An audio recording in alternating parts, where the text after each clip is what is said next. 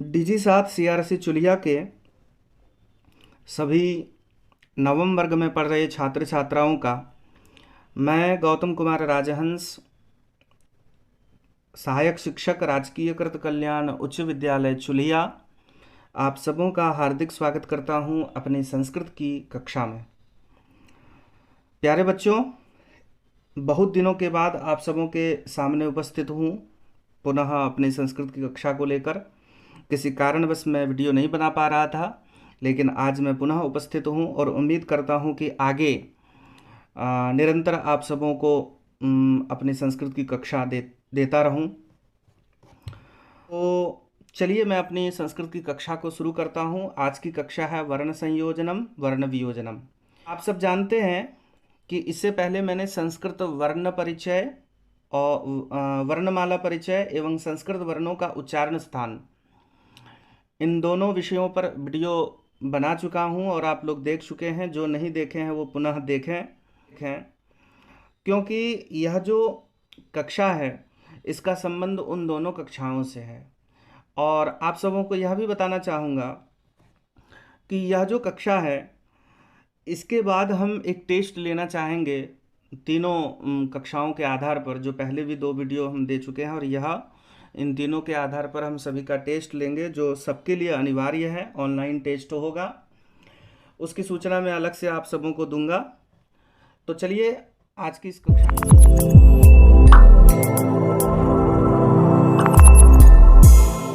हमारी आज की कक्षा का शीर्षक है वर्ण संयोजनम वर्ण वियोजनम।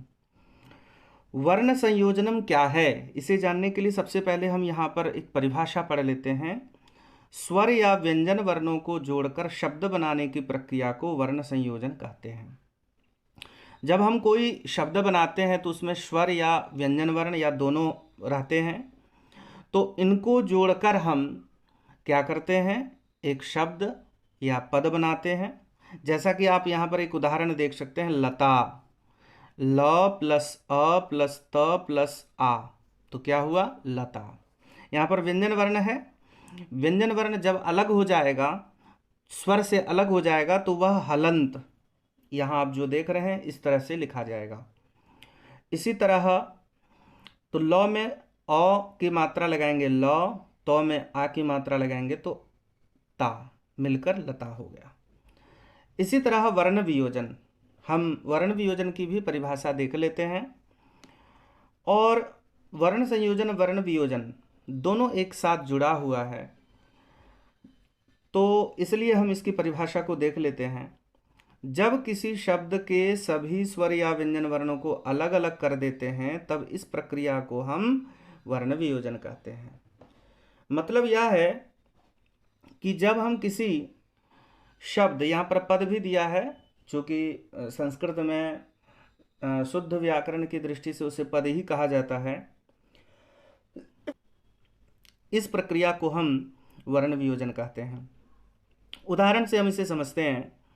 बालकः, यहाँ पर देखिए कि यह तो वियोजन है, मतलब वर्णों को अलग अलग करना।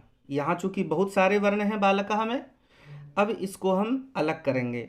तो ब में आ प्लस ल प्लस अ प्लस क प्लस आह, तो मिलकर यह बालकः हो जाएगा। चूंकि हमें अलग करना है तो बालकः के बाद हमने यहाँ पर अलग करने की प्रक्रिया को दिखाया। तो ठीक वर्ण संयोजन की विपरीत प्रक्रिया वर्ण वियोजन में होती है और वर्ण वियोजन के विपरीत की प्रक्रिया वर्ण संयोजन में होती है। अब आगे की जो प्रक्रिया है, वर्ण संयोजन एवं वर्ण वियोजन को अच्छी तरह समझने के लिए हमें कुछ बातों को जानना जरूरी है। तो उसी कड़ी में सबसे पहले आप यहाँ देखेंगे, और यह आप बचपन में ही पढ़ लिए होंगे, जिसे हम ककारा के भी नाम से जानते हैं, क का की कू। तो यह कैसे बनता है, तो क में अ की मात्रा, छोटी अ की मात्रा देंगे तो क बनेगा। अ की बड़ी मात्रा देंगे आ, तो का हो जाएगा। ई की मात्रा, छोटी ई की मात्रा लगाएंगे तो की हो जाएगा। बड़ी ई की मात्रा लगाएंगे तो की होगा। इसी तरह से कू क्री क्री। आप यहाँ देखेंगे कि क में री की बड़ी मात्रा है तो क्री है, यहाँ पर यह बड़ी मात्रा है, जिसे मैंने बाद में भी लिखा है, इसे आप ध्यान में रखेंगे। इसी तरह से क में ए की मात्रा से के होगा, क में आई की मात्रा से कई हो जाएगा, क में ओ की मात्रा से को हो जाएगा, क में औ की मात्रा बड़ी मात्रा से कऊ हो जाएगा। इसी तरह से क अंग कंग, क अह कह। तो यह तो केवल क के बारे में हम आपको दिखा रहे हैं इसमें।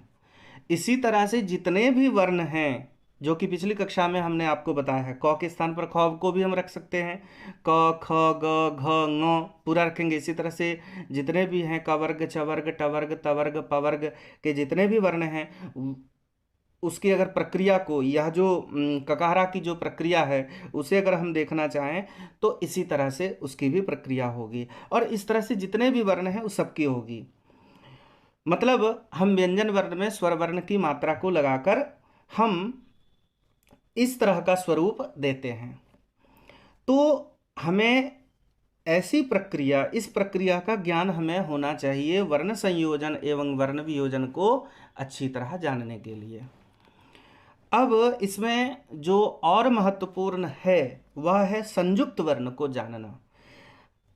अक्सर छात्र गलती इसी में करते हैं, क्योंकि उन्हें संयुक्त वर्ण के बारे में सही जानकारी नहीं होती है कि कोई भी संयुक्त वर्ण जैसे क्ष है तो वह कैसे बना है, तो उन्हें हम जान लेते हैं।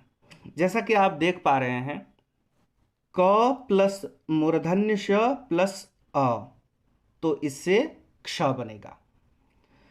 क प्लस मूर्धन्य श प्लस अ, इन तीनों के योग से क्या बनेगा? क्ष बनेगा। यहाँ ध्यान देने योग्य बात यह है कि यहाँ अ हमने दिया है केवल एक उदाहरण के लिए। अ के स्थान पर हम आ भी करेंगे तो यहाँ क्ष हो जाएगा, जो कि मैंने पहले आपको ककारा की प्रक्रिया के बारे में पहले ही मैंने बताया था। हम सभी स्वर के साथ फिर इसका भी इस तरह का स्वरूप बना सकते हैं, इस तरह की प्रक्रिया को हम दिखा सकते हैं, खुद ही अभ्यास कर सकते हैं अपने घर में। इसी तरह त्र कैसे बनता है? तो त प्लस र प्लस अ, त्र हुआ। तो जब भी हमको मान लीजिए कोई वर्ण आता है, जो कि आगे हम उदाहरण से इसे समझेंगे, तो उसे हम इसी तरह यहाँ जिस तरह से इसका हमने विग्रह किया है, जैसा मैंने वियोजन किया है, जैसा मैं आपको बता रहा हूँ, इसी तरह से आप वहाँ भी करेंगे। इसी तरह ज्ञ कैसे बना है? तो ज प्लस य, च छ ज झ य प्लस अ, इन तीनों के योग से ज्ञ बना है। अब यहाँ पर ज्ञा भी हो सकता है, तो यहाँ पर बदल जाएगा, अ नहीं होगा, यहाँ आ हो जाएगा। अगर गी हम लिखेंगे तो वहाँ पर क्या ई हो जाएगा। तो यह तो केवल उदाहरण के लिए मैंने केवल अ दिखाया है। यहाँ पर अ के स्थान पर आ, ई, उ, री, लृ, ए, ओ, आई, औ, ये कुछ भी हो सकता है। इसी तरह से द्य कैसे बनता है? तो द प्लस य प्लस अ, तो द्य हो गया। द प्लस म प्लस अ, दम होता है। पद्म वगैरह जो वर्ण है, शब्द है, तो दम कैसे बनेगा? तो द प्लस म प्लस अ, दम हो गया। इसी तरह से स्र, तो श प्लस र प्लस अ, स्र हुआ। यह मुख्य रूप से ये जो संयुक्त वर्ण है क्ष, त्र, ज्ञ, द्य, म, श्र, संस्कृत में इनका अभ्यास अच्छी तरह से कर लेना चाहिए छात्रों को, ताकि आपको कहीं भी आगे जाकर वर्ण संयोजन एवं वर्ण वियोजन करने में कठिनाई नहीं हो।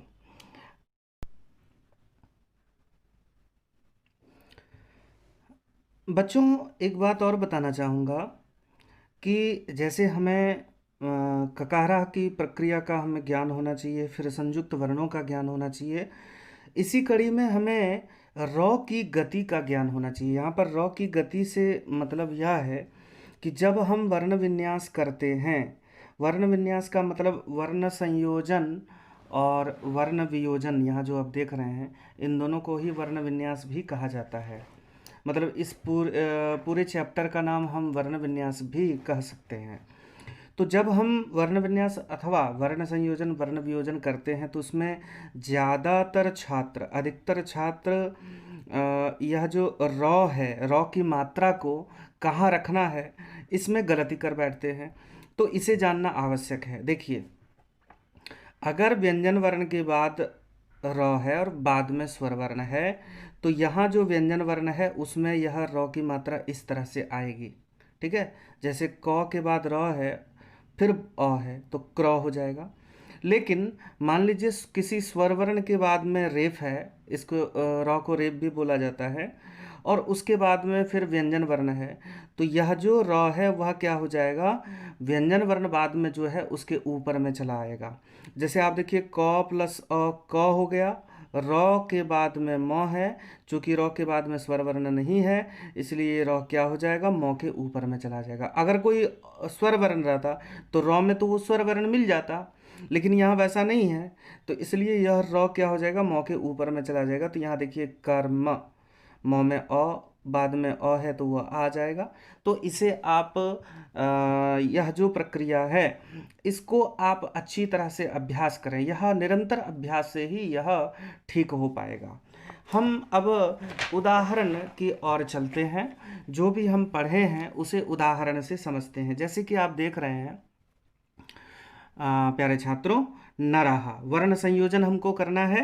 मतलब यहाँ पर हम, मेरे सामने में यहाँ पर कुछ वर्ण हैं, स्वर वर्ण और व्यंजन वर्ण बिखरे हैं, इसको हमको संयोजन मतलब इसको जोड़ना है। जोड़कर इसे हमें एक शब्द बनाना है अथवा पद बनाना है।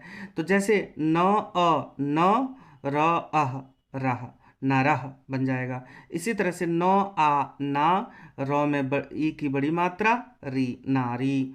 इसी तरह बालकः, ब में आ, बा, ल में अ, ल, क में अह, बालकः। इसी तरह से ब में आ, बा, ल में ई। देखिए यहाँ पर ल में अ था तो यहाँ ल हुआ, ल में ई है तो ली हो जाएगा, बाली। क में आ, यहाँ पर क में अ था तो कह हुआ, यहाँ पर क में आ करेंगे तो का हो जाएगा, बालिका। इसी तरह से पत्रम, तो पत्रम को हम देखते हैं कि यहाँ पर क्या है कि प में अ मिलाएंगे तो क्या हो जाएगा, प। और मैंने संयुक्त वर्ण आपको बताया था, आप देख सकते हैं यहाँ पर कि त प्लस र प्लस अ, त्र हो जाएगा। तो यहाँ भी वही है कि त प्लस र अम, तो त्रम, पत्रम हो गया। अब यहाँ पर देखिए, हमको वर्ण वियोजन करना है। मतलब यहाँ पर शब्द है गजह, इसमें से वर्णों को अलग करना है। जैसे देखिए, बहुत सरल है। गौ में क्या है, गौ का उच्चारण करने से ही हमको पता चल जाता है कि गौ में अ है। तो ग प्लस अ प्लस ज प्लस आह, तो हो गया गजह। यहाँ पर वियोजन करना है हमने, गजह से गजह इस शब्द से वर्णों को अलग कर दिया। इसी तरह लता में क्या करेंगे, ल में अ है तो ल प्लस अ, त में ता है तो त प्लस आ, लता। जलम, ज प्लस अ, ज प्लस अ प्लस ल प्लस अम, चूंकि म हलंत है तो इसको अ के साथ ही जोड़ देते हैं, तो इसलिए अम कर दिए, तो जलम। सागरः, सागरः में क्या है, स प्लस आ, सा, ग प्लस अ, ग, साग, र प्लस अह, सागरः। इसी तरह शेमुशी, तो शेमुशी का कैसे करेंगे, तो शे में हम जैसे ही, देखिए बच्चों, जब भी आप वर्ण वियोजन करें, वर्ण संयोजन करें, तो सबसे पहले क्या करें, जिस भी शब्द का आपको करना है उसका उच्चारण कीजिए, और उच्चारण से ही आपको पता चलेगा कि यहाँ पर कौन कौन सा वर्ण है। तो जैसे शे मुसी, ऐसा करने से श है, तालव्य श, और उसमें ए है तो स प्लस ए। अगर यहाँ पर आई रहता तो यहाँ पर बड़ी मात्रा होती, चूंकि छोटी मात्रा है। इसी तरह म में उ, शे मु, श में ई, से मुशी, तो इस तरह से इसका वियोजन हो गया। अब कुछ हम अभ्यास करेंगे, और अभ्यास में हमने कुछ कठिन शब्दों को, हालांकि ये उतने कठिन नहीं है, फिर भी कुछ कठिन को, कठिन इसलिए क्योंकि इसमें संयुक्त वर्णों को मैंने ध्यान में रखते हुए उदाहरण दिया। जैसे वृक्षः है, तो वृक्षः का हम कैसे करेंगे, तो व प्लस व्री है, तो आप अगर ककहरा का अच्छी तरह अभ्यास करेंगे तो आपको ध्यान में आ जाएगा कि यहाँ पर री है, छोटी मात्रा, प्लस क्षः है, तो क्षः संयुक्त वर्ण है, किससे बना है, तो क प्लस श, बाद में आह, वृक्षः। इसी तरह से विद्या, व प्लस ई, क्योंकि वी प्लस, चूंकि यहाँ द्या है तो संयुक्त वर्ण है, तो द प्लस य प्लस आ। ज्ञानम, ज्ञानम में मैंने ज्ञ बताया था, पिछले पन्ने में मैंने बताया कि कैसे यह संयुक्त वर्ण बनता है। तो ज प्लस य प्लस आ, चूंकि ज्ञा है, न, यहाँ पर प्लस का चिन्ह देंगे, न प्लस अम, ज्ञानम। बच्चों हमेशा ध्यान रखेंगे कि जब भी व्यंजन वर्ण को हम अलग करेंगे तो वहाँ हलंत हो जाएगा। ये हलंत वाला जो चिन्ह है, अक्सर छात्र हलंत को नहीं देते हैं, इस कारण से उनका यह गलत हो जाता है। ठीक है। चित्रम, चित्रम में उच्चारण करते ही हमको पता चलता है कि चित्रम में सबसे पहले च लिखाएगा, फिर ई, फिर त्र चुकी है तो फिर वही त प्लस र प्लस अम। इसी तरह से पद्मम, प प्लस अ प्लस दमम है, तो द प्लस म प्लस अम, पद्मम।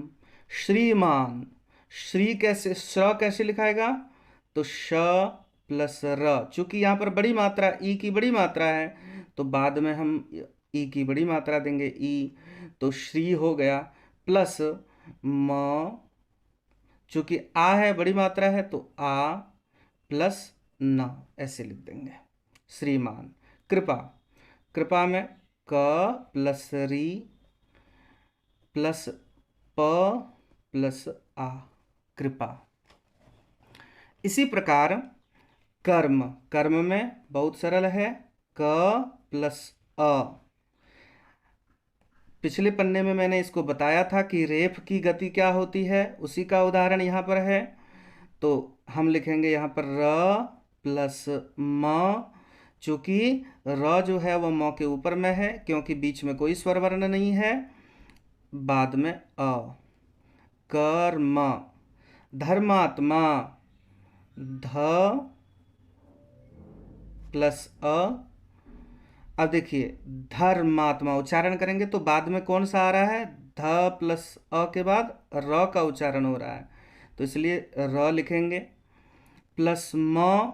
अब म में क्या उच्चारण हो रहा है, मात्मा, मतलब म के बाद में आ है, उसके बाद आधा त है, चूंकि बाद में कोई स्वर वर्ण नहीं है, क्योंकि त म मिल गया है, तो इसलिए म प्लस आ। इसी तरह शांति ही, तो शांति में सबसे पहले शा का उच्चारण हो रहा है, तो हम श प्लस आ करेंगे, प्लस न त संयुक्त है, तो पहले न लिखेंगे, फिर त लिखेंगे और फिर इह लिखेंगे, शांति। इस तरह से हम वर्ण संयोजन एवं वर्ण वियोजन को समझते हैं। तो आज की कक्षा में बच्चों इतना ही। अब हम अगली कक्षा लेकर उपस्थित होंगे, लेकिन एक महत्वपूर्ण बात जो कहनी है आप लोगों से, कि पिछले का जो 2 वीडियो है उसे एक बार पुनः देख लें और इसे भी अच्छी तरह देखें। तीनों वीडियो को देखकर तीनों जो कक्षा है, हमारा जो तीनों विषय है, उसको आप अच्छी तरह से अध्ययन कर लें, क्योंकि बहुत जल्द हम इसका टेस्ट लेने वाले हैं। ऑनलाइन टेस्ट होगा और उसका लिंक आप सबों को भेज दिया जाएगा। आप सबों को इसकी सूचना पुनः हम देंगे, लेकिन इसकी तैयारी आप अच्छी तरह से करें ताकि अच्छा ही आपका अच्छा परिणाम आवे। और याद रखेंगे, यह जो टेस्ट होगा वह कोई और लेंगे, लिंक मैं भेजूंगा, इसलिए सावधानी से आप तैयारी करें ताकि हमारे स्कूल का नाम हो। और उम्मीद करता हूं कि आप लोग अच्छा कर रहे होंगे, सभी विषयों को पढ़ते होंगे। तो चलिए पुनः अगली कक्षा में हम मिलते हैं। तब तक आप सबों का बहुत बहुत आभार। आप हमारी कक्षा देख रहे हैं, पुनः मिलेंगे। धन्यवाद।